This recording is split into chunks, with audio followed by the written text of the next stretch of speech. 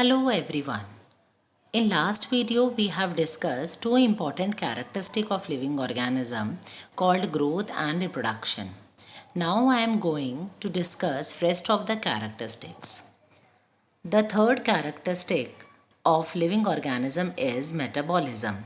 It is defined as the sum total of all the chemical reactions occur in our body so that it involves in maintaining the living state of the cell and the organism.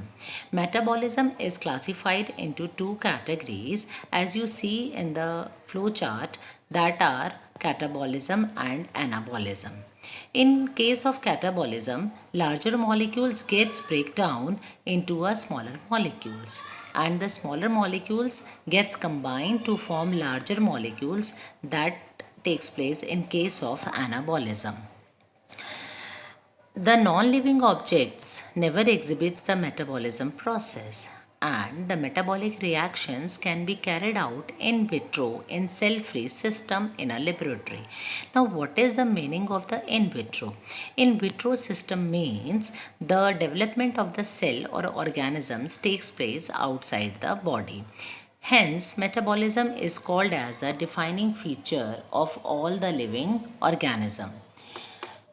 In the next slide, you can see the differentiation between the anabolism and the catabolism.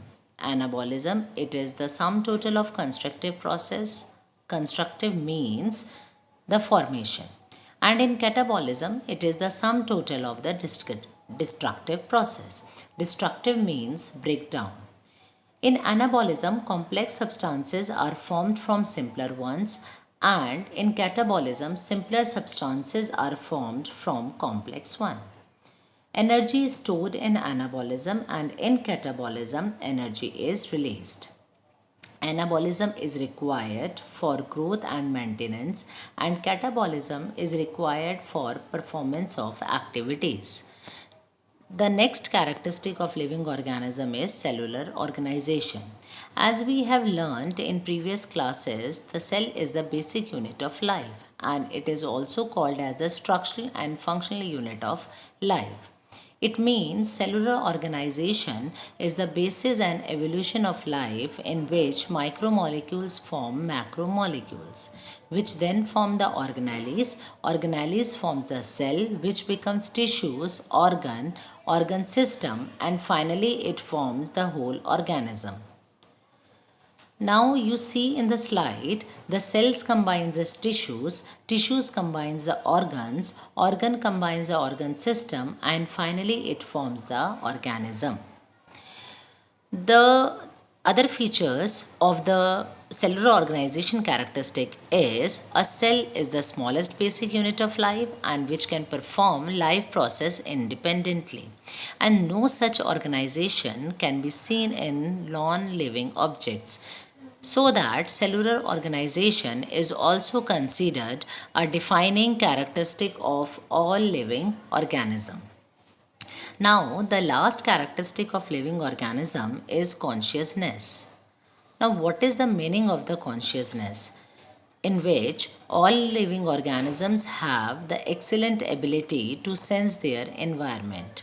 It means they respond towards their physical, chemical, and biological stimuli. As we have learnt in 10th class, there are various plant movements occur: phototropism, chemotropism, thigmotropism.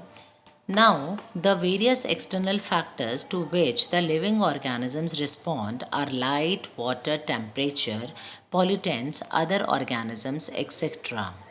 Somehow, organisms senses through their sense organs, and you can see the photoperiod influence reproduction in some seasonal breeders. Hence, we also called consciousness, it is a defining property of living organism. Finally, we conclude from this topic is living organisms are self-replicating, evolving and self-regulating interactive system capable of responding to external stimuli.